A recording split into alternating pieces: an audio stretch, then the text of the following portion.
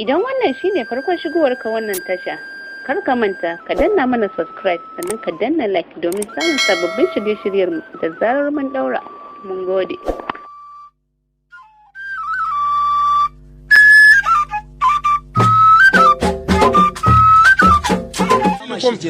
Me kama ka faɗa mana? Za ku yi kidnapping ɗin Halilu? Ba shi wancan ba? Haka za ku yi? Kuma sauka shi? Yau da bidiyon namu ya zo muku da labarin wasu barayi ne da suka je suka yi shigan security, ma'ana suka sa uniform irin na jami'an tsaro, suka shiga gidan wani da ake ce ma alhaji Bala, suka je neman su sace shi. Sun shiga ne asfa irin sun zo a matsayin jami'an tsaro ne, sun zo ne za su tafi da shi akan wani abu da ake bincike akai. Cikin taimakon Allah dai har dai suka kai safiya a nan gidan dai ba su samu abin da suke bukata ba. Allah ya ba jami'ai nasara na fahimtar abin da ke faruwa a shi wannan gidan Alhaji Bala, cewa lallai wasu jami'an bogi sun shiga gidan sun yi basaja da jami'an tsaro. Sai daga baya dai aka matsa bincike aka fahimci cewa ashe barayi ne suka zo su kidnapping su sace mutane a gidan.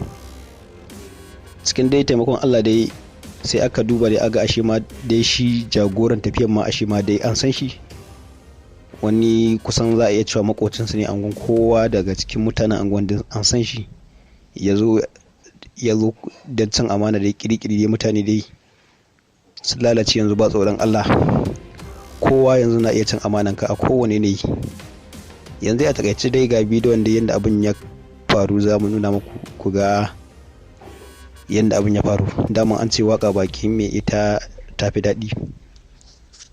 Ga bidiyon nan, kuma kar ku manta shi irin wannan bidiyon kamar dai taimako ne dai wanda mutane za su rika fahimtar rayuwa na yau da kullum.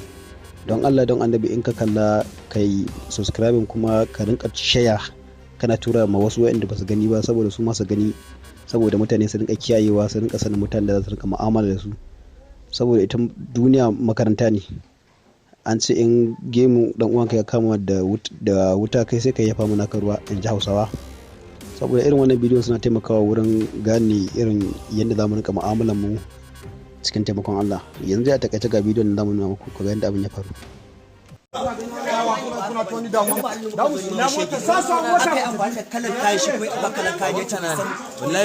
Yanzu kai Aminu cin amanan mu da da kai kenan.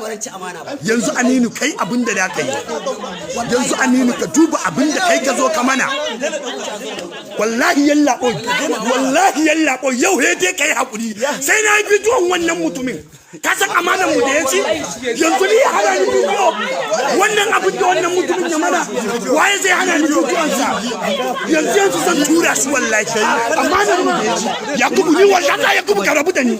Akwai wanda yake hana ni magana ne kai da yake baka da imani Halilu, ba abin da ya dame mu da kai. In mun zo kama wani a gidan Allah irin Halilu muka zo nima ko mun kama Halilu nan gidan Halilu ne? A ya zo nan ne. Yanzu Halilu mai uban me ne kawo shi nan gidan da safe? Shi ne ya hada mu. Me ya hada mu da zuwa nan gidan da safe?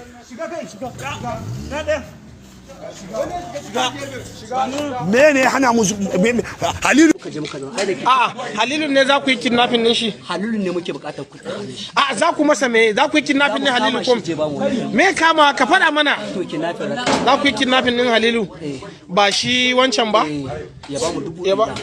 Haka za ku yi? Kuma sauka shirya sai a gidan Yakubu?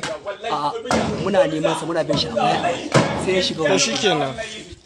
To ya isa. Shigar shi wannan gidan babu, tunda ba za ka faɗi gaskiya ba. Wallahi ofisa haka ne. Tunda ba za ka faɗi gaskiya ba bari in fita. Ka kira Halilu. Shikenan magana haka.